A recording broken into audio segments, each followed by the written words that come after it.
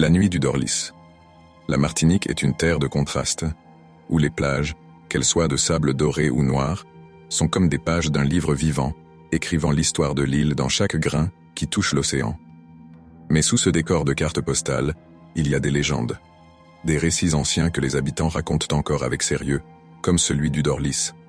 Ma grand-mère disait toujours « Le Dorlis ne vient que la nuit quand tout est calme, s'il passe par chez toi, mets une poignée de riz devant ta porte. Il devra compter chaque grain avant d'entrer. » Je ne l'avais jamais prise au sérieux. Jusqu'à ce séjour à Sainte-Anne. La maison où je logeais était tranquille et isolée, perchée à quelques pas de la plage. Le jour, tout semblait parfait. Les vagues qui s'écrasaient doucement sur le sable, le parfum des fleurs tropicales et les palmiers qui dansaient sous le vent. Mais la nuit, l'atmosphère changeait. La première nuit, je me réveillais en sueur. Mon corps semblait cloué au lit. Une lourdeur pesante m'empêchait de bouger. Mes yeux fixaient le plafond, incapables de se détourner. Enfin, la sensation disparut. Je me redressai, mais le silence était total. Ni grillon, ni vague. Juste un vide anormal. Le lendemain, j'appelai ma grand-mère pour lui raconter ce qui s'était passé. Sa voix grave me glaça. « Mets du riz devant ta porte cette nuit. » Cette fois, je l'écoutais. La deuxième nuit, tout semblait calme.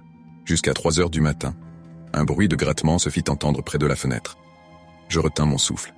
Un coup, puis 2. Quelque chose tentait d'entrer. « Ce n'est pas possible, » murmurai-je. « Les volets sont fermés. » Le bruit s'arrêta. Puis, lentement, la poignée de la porte se mit à tourner. Je restai figé, le cœur battant à tout rompre. La porte s'ouvrit légèrement, laissant passer une ombre furtive. Elle s'immobilisa au pied de mon lit. Une sensation glaciale envahit la pièce, et cette pression revint, paralysante.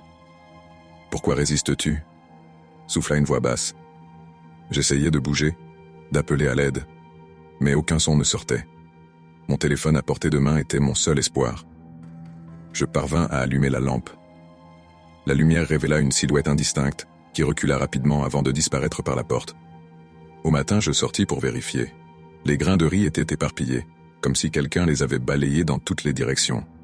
Depuis ce jour, les paroles de ma grand-mère restent gravées en moi. Le riz protège, jusqu'au jour où il décide de ne plus compter. Fin.